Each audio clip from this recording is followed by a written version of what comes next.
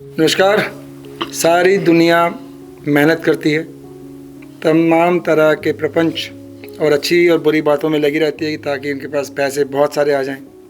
लेकिन उन पैसों को करना क्या अगर आपके पास एंटरटेनमेंट ही नहीं है। एंटरटेनमेंट का मतलब बहुत सारी चीज़ों में आप ढूंढ सकते हैं, उन्हीं में से एक है फिल्म लाइन। और फिल्म लाइन क्या होती है आप सभी जो ऊपरी तौर पर जानते हैं, हम थोड़ा अंदरूनी तौर पर बात करेंगे कि अंदर से फिल्म लाइन कैसी है और तब कुछ किस्से फिल्म लाइन के लेंगे जो आपकी नज़रों में शायद थोड़ा सा रोमांच पैदा करें। हमारे बीच में है फिल्म इंडस्ट्री के गुरु मिस्टर अनिल शर्मा, जो एनएसडी से भी हैं, देरी से, और हमारे साथ में है मीडिया के एक ऐसे जानकार हिमाचल के जो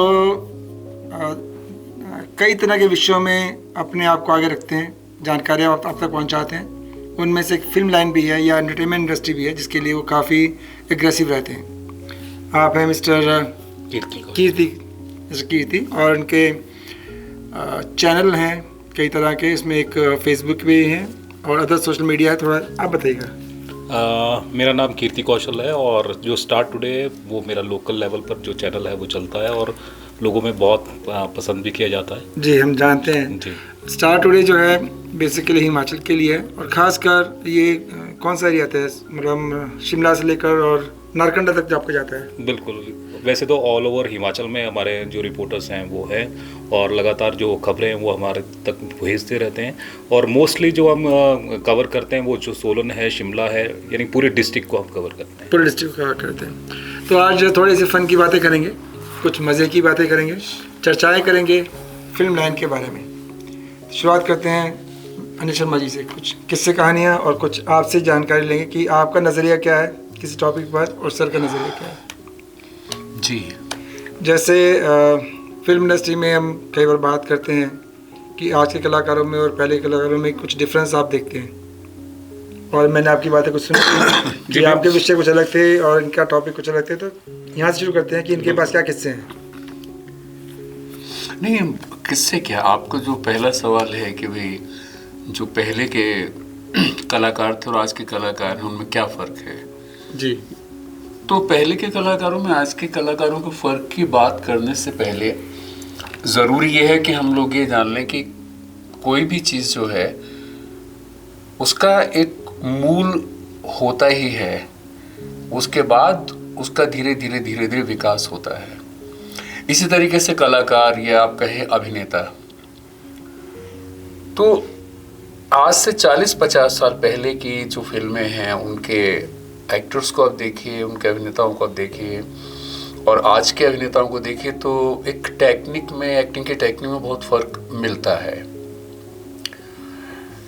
क्योंकि उस समय का जो एक एक्टिंग स्टाइल था वो काफ़ी कुछ जो है वो एक स्टाइलाइज्ड और ड्रामेटिक टाइप ऑफ एक्टिंग, मतलब स्टेज एक्टिंग, हाँ, मतलब थोड़ा सा ड्रामेटाइज्ड और स्टाइलाइज्ड था। और उससे पहले अगर आप जाइए जो बिल्कुल शुरुआती दौर है ब्लैक एंड वाइट का, 30s 40s का, उसमें आप देखिए तो उसमें बहुत अलग तरह का एक स्टाइल है जो कहीं भी रियलिस्टिक नहीं लगता, लेकिन बड़ा अच्छा था, वो एक असर डालता था अपना। तो आपके मतलब है जब शुरुआत हुई तो एकदम से ड्रामेटिक था जिसको हम मंच पर कलाकारों की संज्ञा दे सकते हैं। उसके बाद के दौर की आपने बात कही जो 60s के आसपास की थी, वो थोड़ा उसमें आ गया ड्रामा प्लस रियलिस्टिक मिक्स। नहीं, हाँ, मतलब मंच की बात हम मंच का तो नहीं कह सकते, लेकिन हाँ मैं ये कहता हूँ कि जो एक स्टाइलाइज्ड एक्टिंग थी और स्टाइलाइज्ड एक्टिंग ड्रामा में ही पहले हुआ करती थी। सर अगर हमारे ऑडियंस को बता, मैं बताता हूँ, जैसे आप ये देखिए स्टाइलाइज्ड एक्टिंग है कि आपके पृथ्वीराज कपूर हुए या सोहराब मोदी हुए या उस समय के और एक्टर्स थे, उनका अपना एक अलग स्टाइल हुआ करता था। राजकुमार जैसे एक्टर हमारे यहाँ हुए हैं कि जो उनका एक अलग ख़ास एक स्टाइल था जो आप आम जिंदगी में नहीं देखते। आम जिंदगी में आदमी उस तरीके से बातचीत नहीं करता है। क्या उसको हम पर्सनलाइज्ड बोल सकते हैं कि हर पर्सन की अपनी एक अलग तरह की पेशकश थी, पेश करने का अंदाज था? नहीं, आप पर्सनलाइज बोल दीजिए, लेकिन पर्सन जो है वो है स्टाइलाइज्ड ही है ना, उसका अपना स्टाइल हो गया, एक अलग स्टाइल उसका हो गया, और स्टाइल जो लार्जर देन लाइफ हो जाता है, जी जो एक रियलिस्टिक अपीयरेंस है उससे अलग हो जाता है, वो एक स्टाइल था। लेकिन ये जो चेंज है ये शुरू से चल रहा है, धीरे धीरे चेंज आ रहा है कि पहले वाली जो आप आर्टिस्ट को देखिए, बिल्कुल शुरुआती जो आर्टिस्ट हैं उनके डायलॉग डिलीवरी और उनका वो बहुत स्लो और हुआ करता था धीरे धीरे, पर धीरे धीरे वो बिल्कुल एकदम वो पूरी तरीके से पूरी तरीके से अननेचुरल था, सॉरी अनरियलिस्टिक था वो। 30, 40 एंड 50 की हाँ हाँ 30, 40 की 30s की बात मैं करूँ, 40s तक आते आते थोड़ा सा देखिए होता क्या है कि मोतीलाल जी का आगमन होता है सिनेमा में, उनके साथ ही अशोक कुमार का आगमन होता है सिनेमा में। ये दो एक ऐसे आर्टिस्ट हैं जिन्हें आप सिनेमा में एक रियलिस्टिक अप्रोच की एक्टिंग का आइकन या एक पायनियर आप इनको कह सकते हैं, कि यहाँ से लोगों को ये लगा कि नहीं यार एक्टिंग जो है वो रियलिस्टिक भी हो सकती है। और आप जिन लोगों को एक्टिंग का बहुत शौक है या एक्टिंग इंडस्ट्री में जाने का जिनका बहुत ज़्यादा मन करता है, उनके लिए आज की डिस्कशन बहुत महत्वपूर्ण होने वाली है कि फिल्म इंडस्ट्री में एक्टिंग की जो शुरुआत है, शुरुआत के दौर में क्या था, बीच में क्या मूड बना, उसके बाद 2000 के आसपास क्या रहा और आज की दुनिया कैसी है। सर हमें जो जानकारी दे रहे हैं वो आपके लिए बहुत महत्वपूर्ण हो सकती है, ध्यान से सुनिएगा। और धीरे धीरे फिर आप ये देखिए कि चेंज होना शुरू होता है, ग्रेजुअल डेवलपमेंट, कुछ चीज़ें पीछे छूटती हैं, कुछ नई चीज़ें आती हैं। तो ये थे उसी दौर में आपके पास जो है सोहराब मोदी और पृथ्वीराज कपूर जैसे एक्टर्स भी थे, जो एक डिक्लेमेटरी स्टाइल ऑफ एक्टिंग जिनका हुआ करता था। और इन सबके बीच के जो कुछ लोग थे जो न तो पूरी तरीके से एब्सोल्युटली रियलिस्टिक थे, न वो पूरी तरीके से स्टाइलाइज थे, उनमें आप चंद्रमोहन को ले सकते हैं, अपने समय के बहुत बड़े एक्टर थे चंद्रमोहन है, श्याम थे, रहमान उसी दौर में आए हैं, सारे के सारे लोग। तो ये धीरे धीरे धीरे कहीं एक ट्रांजिशन पीरियड था जहां एक चीज़ पीछे धीरे धीरे फेड आउट हो रही थी और एक नई धीरे धीरे फेड इन हो रही थी, एंटर कर रही थी। कुछ लोगों का आपने जिक्र किया, जैसे अशोक कुमार जी हैं, रहमान है, लेकिन चंद्रमोहन या इनकी कोई एग्जांपल दीजिए, कौन सी मूवीज थी? चंद्रमोहन तो बहुत बढ़िया यार, चंद्रमोहन अपने वक्त के बहुत बड़े एक्टर थे भाई। आप एक पुरानी फिल्म थी रोटी, और रोटी को भी छोड़ दीजिए, 1948 की फिल्म थी शहीद, दिलीप साहब की फिल्म थी, दिलीप कुमार साहब की। तो शहीद में उन्होंने दिलीप कुमार के फादर का रोल किया, एक ऐसा वकील जो अंग्रेज सरकार का नौकर है, अंग्रेज सरकार का वो है और वो वकील है, और उसका बेटा जो है वो क्रांतिकारी है। ओके। और आखिर में जाकर उसे एहसास होता है कि सारी जिंदगी उसने जो किया, और वो पूरी लड़ाई लड़ता है फिर वो अदालत में, लेकिन वो फिर भी बेटे को नहीं बचा पाता। और ये जो कुछ डायलॉग्स आज भी लोगों की ज़बान पर चढ़े हुए हैं, उन्हीं में से एक डायलॉग ये था कि जो हर कामयाब बगावत जो है वो इनकलाब होती है, ओके। और हर नाकाम इनकलाब जो है वो बगावत कहलाता है। ये चंद्रमोहन, बहुत गहरी बात है। ये चंद्रमोहन साहब ने डायलॉग फिल्म शहीद में बोला था। कामिनी कौशल, दिलीप कुमार, ये थे चंद्रमोहन अपने वक्त के बहुत बड़े एक्टर थे। डायलॉग को आप बिना रुकावट के दोबारा से प्लीज एक बार दोबारा से ये डायलॉग को दोबारा से। हर कामयाब बगावत इनकलाब कहलाती है और हर नाकाम इनकलाब बगावत कहलाता है। राइट जी। तो ये एक ऐसा डायलॉग था जो अलग अलग तरीके से आज तक इस्तेमाल होता रहा है। तो ये लोग तो लेजेंडरी लोग थे। तो ये एक दौर आपने देखा जो इनकी ज़बानी आप सुन रहे हैं, अभी इनके आगे और इनकी बात को आगे लेके जाएंगे। आपने अभी तक क्या समझा? जो मेरे समझ में आया, जो फिल्म की बात कर रहे थे अनिल जी, तो उसमें ये है कि 1948 की बात चल रही है, उस वक्त तो हम पैदा भी नहीं हुए थे, जी। लेकिन जो डायलॉग्स ये बता रहे हैं कि वाकई वो दिल को छूते हैं। पर जैसे सर ने बताया कि अनरियलिस्टिक भी थे और रियलिस्टिक भी, वो कंपैरिजन किया, लेकिन जो उसके 48 के बाद का दौर है उसमें भी जो डायलॉग्स हैं वो भी आज तक लोगों के ज़ुबान पर चढ़े हुए हैं, चाहे वो राजेश खन्ना के हैं, चाहे वो अमरीश पुरी के हैं, या फिर कोई भी नया जो एक्टर आता है उसके भी चढ़ते हैं। लेकिन जो एक चीज़ मैं फील करता हूँ, जो पुराने गाने हैं, मान लीजिए वो 80s के दौर के हैं, वो अभी भी लोगों की ज़ुबान पर है। और राजेश खन्ना का अपना स्टाइल एक होता था, अगर हाथ भी कर देते तो पता चलता था राजेश खन्ना बोल रहे हैं, अगर ऐसे ऊपर कर देते तो ऐसा लगता कि देवानंद कर रहे हैं। तो वो अभी भी लोगों की जहन में है।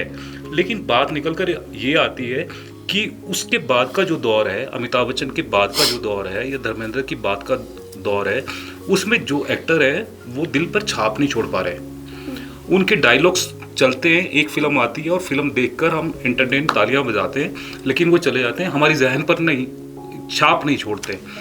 तो आपको क्या लगता है अनिल जी कि क्या वजह ऐसी है कि जो पुराने डायलॉग्स हैं या पुराने गाने हैं वो हमारी जहन में है, लेकिन वो जो नए गाने आते हैं बहुत, यानी कि हर पार्टी में बज रहे होते हैं, लेकिन 2 साल बाद वो ऐसे एब्सोल्यूट हो जाते हैं, मार्केट से ही चले जाते हैं। इस पॉइंट को आपने याद रखना सिमरन जी। इस पॉइंट को हम चर्चा इनकी बात पूरी होने के बाद करें, क्योंकि भी हम चर्चा ये कर रहे हैं कि दौर शुरुआत कैसे हुई और आज की डेट तक की किसी गाने सुनाएंगे जिसमें एक प्रश्न किया उभर के आया जो अपने आप में बहुत जायज़ भी है। लेकिन पहले एक बार वो जर्नी हमारी पूरी कर लेते हैं। हाँ, बिल्कुल। उस जर्नी के बाद में जी जी चलिए खैर, तो अब ये दौर आता है, लेकिन इसी दौर में आप देखिए तो इसी दौर में एक ऐसे ट्रियो का, एक ऐसी, आप क्या कहिएगा ट्रियो को, कि त्रय या 3 लोगों का एक तिकड़ी जो है, वो एक ऐसी तिकड़ी इंडियन सिनेमा में आती है कि जिसने अपना ऐसी अमिट छाप छोड़ी है कि पूरा युग उनका रहा है और वो युग आज भी नहीं मिटा सकते। वो आते हैं, दिलीप कुमार साहब आते हैं, इसी बीच में देवानंद आते हैं, फिर राज कपूर आते हैं। ये 1950s की बात है, ये नहीं 40s 50s की बात है, सारी सर 40 50s की बातें हैं। और इन तीनों का जो इंडस्ट्री में एंट्री है, उसने इंडस्ट्री का पूरा कल्चर जो है वो एक तरीके से एक्टिंग के पॉइंट ऑफ व्यू से वो चेंज कर दिया। Raj Kapoor was a realistic actor, though he had a particular style of himself, but वो जो स्टाइल है वो उसके एक्टर पर हावी नहीं होता था। आप देखें तो दिलीप साहब उन जैसा एक्टर तो खैर ये धरती दोबारा पैदा नहीं कर सकती, इतने रियलिस्टिक एक्टर। थोड़ा बहुत तो स्टाइल उनका भी था, तो हर किसी का होता है। मैं बोलूंगा मेरा अपना स्टाइल है, आपका अपना है, 10। फिर आप आ जाइए देवानंद पर, एक स्टाइल और रियलिज्म का बहुत अच्छा कॉम्बिनेशन देवानंद में मिलता है। ये एक ऐसा दौर था कि जो चला है। अच्छा, हम हीरोइंस को भूलते चले जा रहे हैं, हमारा फोकस पूरा का पूरा सिर्फ अभी तक मेल एक्टर्स पर ही है। तो इस दौर में आप देखिए तो जो हीरोइंस भी हैं जो आई हैं बीच में, कि एक वो पुराना समय था, देविका रानी का समय था, उनसे पहले सुलोचना थी, रूबी मेयर्स जरा ये सब थे, मेहताब थी जिन्होंने चित्रलेखा, मतलब एक उन्होंने तो चित्रलेखा में एक ऐसा उस वक्त में 1930s 40s में उन्होंने मतलब ऐसा धमाका किया कि जो कोई सोच नहीं सकता। और वो आज भी याद किया जाता है कि उन्होंने टॉपलेस और एक स्विमिंग पूल में उन्होंने शॉट दिया था चित्रलेखा में। शुरुआती दौर की बातचीत चल रही है जिसमें अभी जो चर्चा देवानंद से दोबारा लौटकर हम आए हैं, थोड़ा सा पीछे 30-40s की डेज में, जिसमें अभी तक हीरोज़ के बारे में बात कर रहे थे, अब फीमेल हीरोइंस के बारे में बात हो रही है। वो आता है, उसके बाद आप आते हैं, फिर एक दौर आता है, इसके बाद में आपका नरगिस का दौर आ जाता है। मैं ये बड़े नाम हैं जिन्होंने, बाकी बहुत सारे लोग बीच में रहे हैं। नरगिस का दौर आता है, नरगिस हैं, मधुबाला हैं, उसी बीच में आपकी ये थी सुरैया, जो the great actress and very melodious singer as well. इतना खूबसूरत कॉम्बिनेशन, मतलब क्या नहीं था उस महिला में, ब्यूटी, टैलेंट एंड आवाज सिंगिंग। आप लता जी को सुनिए, लता जी का गायन ठीक है, वो एक अलग चीज है कि वो एक अलग मकाम पर हैं, लेकिन जो मेलोडी और जो एक भीतर की, जिसको आप कहते हैं ना कि पुकार जो होती है, आह्वान जो होता है, जो सुरैया की आवाज़ में था वो नहीं, लता जी को सुनते वो नहीं मिलता है। जबकि सुरैया ने कहीं बाकायदा ट्रेनिंग नहीं ली थी, वो तो ठीक है, सुरीली थी, गला अच्छा था, लेकिन मेलोडी और वो, जैसे हम बात करते हैं एक्टिंग के लिए भी हम बात करते हैं कि भाई आप दिल से बिल्कुल फ्री होकर और स्वाभाविक होकर आप जब करते हैं तो वो चीज़ आपको, आपकी जो ऑडियंस को पकड़ती है, वही सुरैया जी के साथ में था। ये 40 और 60s के दौर की बात हो रही, जहाँ पर देवानंद, दिलीप कुमार, राज कपूर साहब, इनकी अपना एक दौर चला था और इनके उस काल को अभी तक फॉलो किया जाता है। उनके गानों को, उनकी एक्टिंग के स्टाइल को लगातार कई लोग उनसे बहुत कुछ सीखते हैं अभी तक। और इनको शायद, जैसे सर का कहना था, स्टाइलिश कलाकार, हर कलाकार अपना एक स्टाइल लेके आता था, जो कलाकारी के अंदर में नेचुरल में ही उनकी कॉम्बिनेशन था, स्टाइलिंग एंड एक्टिंग दोनों का कॉम्बिनेशन लेकर आए थे जी। तो ये है, ये महिलाएं थी, ये सारी मतलब एक्ट्रेसेस थी, मुनव्वर सुल्ताना हुई हैं बीच में, और नलिनी जयवंत। तो ये एक धीरे धीरे आप देखें तो फिर वही बात कि जो मेल एक्टर्स के साथ होता है वो इनके साथ भी है कि उस समय का एक ट्रांजिशन पीरियड है, वहाँ से वो चल रहे हैं, कुछ पीछे छूट रहा है, कुछ नया आ रहा है उनके पूरे पूरे अपीयरेंस में। लेकिन एक चीज़ मैं ज़रूर कहूँगा कि आप ये देखिए, आप मेल एक्टर्स के बारे में कह सकते हैं कहीं एक अच्छे खासे लेवल पर आप इवेल्यूट कर सकते हैं कि वो बहुत कमज़ोर रहा, वो बहुत अच्छा रहा, वो तो, लेकिन सरप्राइजिंगली 2-3 एक्ट्रेसेस तो ऐसी हैं कि जो उनके बारे में वो चर्चा से बाहर की चीज़ है। अदरवाइज एवरेज एक्ट्रेसेस जितनी हमारे यहाँ रही हैं वो सभी अच्छी रही। हाँ सर, जब जैसे आपने पुराने एक्ट्रेस की बात की है, तो सारी एक्ट्रेस बहुत बढ़िया थी, जैसे आपने वैजयंती माला है, दूसरे आपने नाम लिया है, तो एक मैं लेडी जो फील करता हूँ, और उन्होंने एक टर्निंग पॉइंट जो फिल्म्स में लेकर आया वो थी हेलन। हेलन के जो डांसेस थे वो ग्लैमरस जो लुक है, या आप कहें कि सिनेमा को एक अलग से प्लेटफॉर्म पर वो जो लेकर गई है, तो वहाँ से मेरे ख्याल से टर्निंग पॉइंट है जो फिल्म्स का जो यानी कि स्टार्ट हुआ है। मैं भी एक बात जोड़ना चाहूँगा इनके लिए कि हेलन जी के जो परफॉर्मेंसेस थी, हालांकि किसी भी तरह के उन्होंने ड्रेस का यूज़ किया हो, हमें उसमें वल्गैरिटी नज़र नहीं आई जी। मतलब कि डांस की जो परफॉर्मेंस थी, जो कला थी, अब कला ही हम इसलिए कहेंगे क्योंकि उन्होंने कभी भी इस तरह से इस अंदाज में पेश नहीं किया कि कुछ अननेचुरल सी चीज़ें। उनके जितने भी गाने हैं सुपर डुपर हिट रहे हैं जी। जो भी उन्होंने प्रेजेंटेशन दी है, और जो यानी जिस तरह से पहले स्टेज का यूज़ करते थे, कोई केज बना देते थे, केज के अंदर वो जा रही हैं, केज से बाहर निकल रही हैं, तो अभी तक वो जो छाप है वो दिमाग पर देखी जाती है। तो एक मसाला यानी कि जो पिक्चर्स में आना शुरू हुआ, मेरे ख्याल से शायद वहीं से हुआ कि उससे पहले आपके राय से मसाला मसाला शब्द जो है वो खैर ये भी एक शब्द है, टर्मिनोलॉजी है सिनेमा की। ये एक्चुअली टर्मिनोलॉजी का जो वर्ड यूज़ करें, बेसिकली क्या है, एक मीडिया इंडस्ट्री से जो किसी और रूप में देखती हैं और अपने शब्दों में बांधती है ताकि लोग चर्चा में आएँ, लोग उसके बारे में ज़्यादा ध्यान से पढ़ें। तो इनका अपना एक स्टाइल है किसी चीज़ को प्रेजेंट करने का, और इसका दूसरा रूप अभी सर कुछ बताना चाहिए। हेलन जो है, हेलन के बारे में, हेलन से मैं फिर थोड़ा सा पीछे जाऊंगा। यहाँ सिनेमा में हमारे यहाँ बहुत अच्छी डांसर थी, बहुत अच्छी है,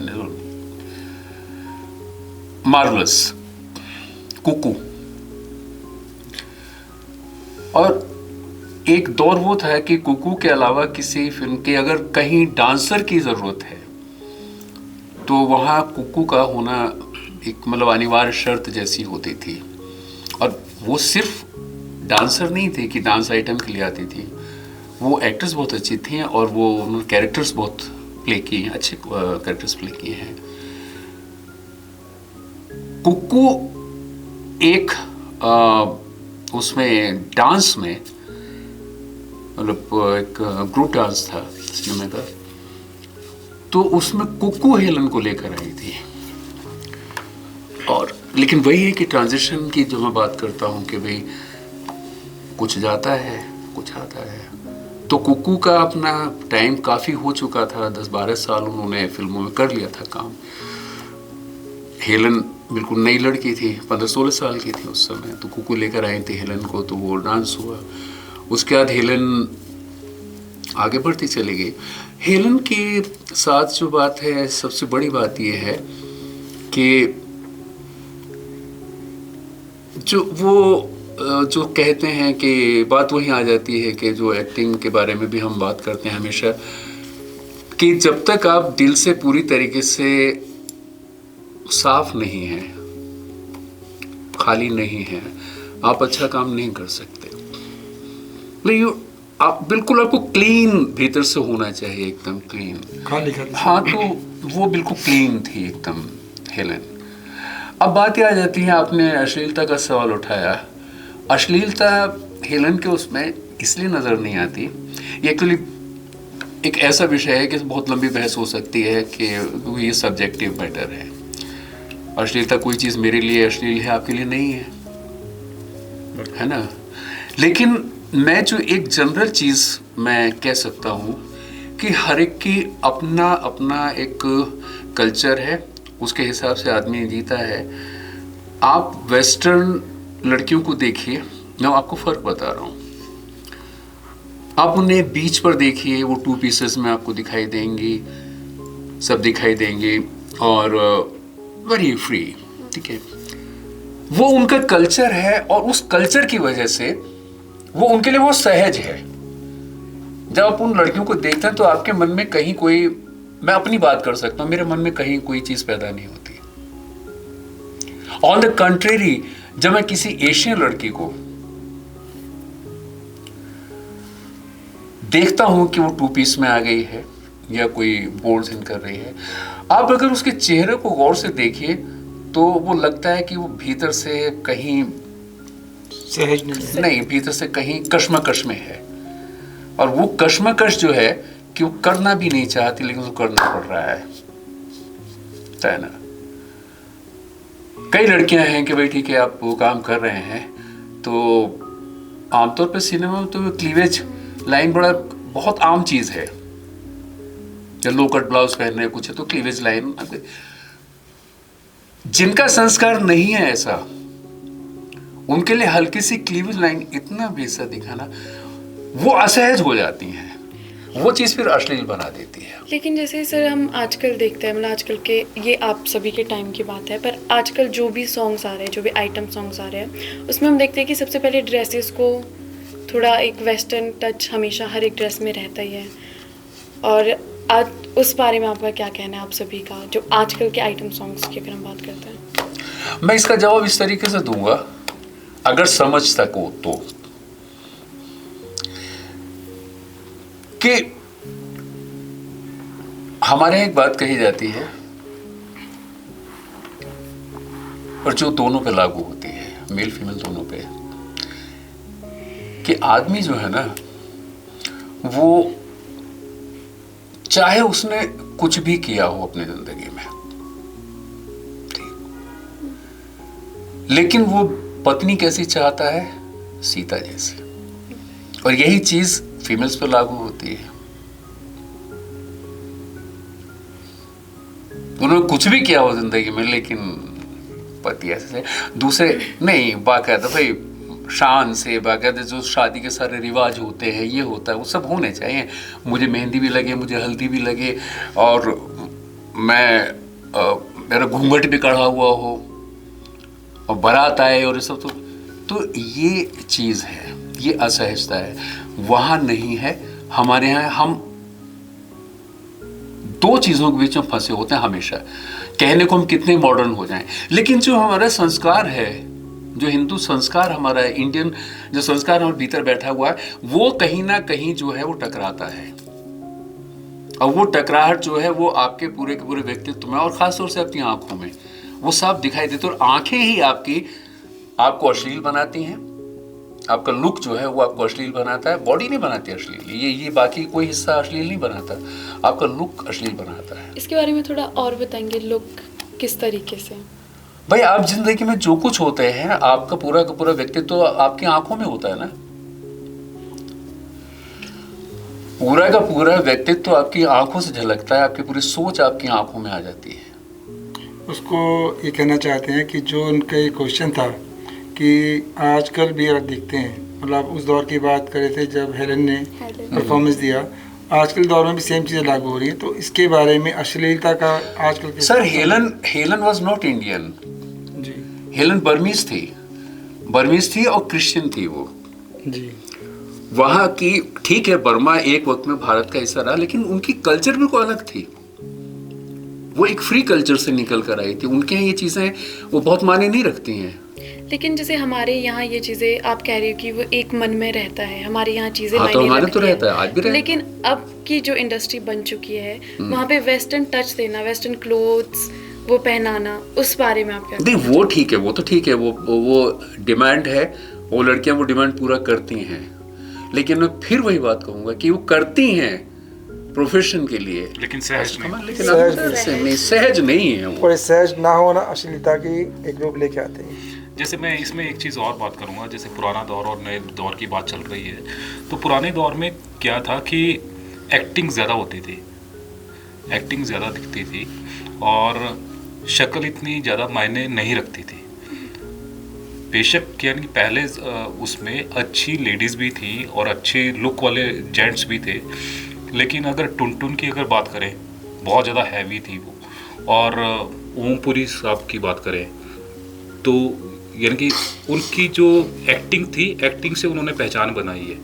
पर लेकिन आज की डेट में फिल्म इंडस्ट्री में क्या है कि आपको एक अच्छा लुक होना चाहिए, तभी आप इंडस्ट्री में आ सकते हैं, और यही देखा जा रहा है। आपको नहीं लगता? मुझे इसका थोड़ा उल्टा लगता है, क्योंकि मुझे उल्टा लगता है इसका, उल्टा लगता है क्योंकि आप ये देखिए ना, आप किसी को भी देख लीजिए, पूरी के पूरे 10-12 नाम तो एकदम जबान पर आ जाते हैं। अशोक कुमार हो गए, मोतीलाल हो गए, आपके दिलीप कुमार हो गए, देवानंद हो गए, राज कपूर हो गए, राजेंद्र कुमार हो गए, धर्मेंद्र हो गए, आपके शशि कपूर हो गए, शम्मी कपूर हो गए, और आपके राजकुमार हो गए, सुनील दत्त हो गए। सर सारे के सारे, अरे इन सारे लोगों ने अपना अपना युग जिया है। नहीं, वो मैं एग्री कर रहा हूँ आपसे कि पुराने, मैंने कहा कि पहले अच्छे भी थे, और लेकिन ये था कि इस तरह के जो लोग हैं जो शक्ल से बेशक यानी कि उतने